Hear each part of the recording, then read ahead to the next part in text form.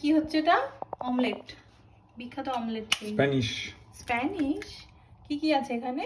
Mushroom, আর কি আছে গো? Sausage, লঙ্কা আর পেঁয়াজ, তার সাথে ওরা ইন্ডিয়ান টাচও আছে, লঙ্কা।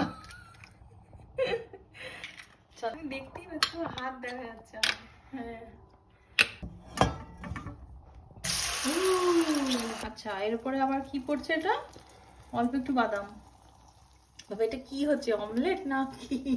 এটা স্প্যানিশও না, এটা এটা কি? Mixed, unique. আর পাওয়া যাবে না এটা। অমলেটে বাদাম ভাবা যায়? রেডি, ভাইরাল অমলেট হচ্ছে। হ্যাঁ,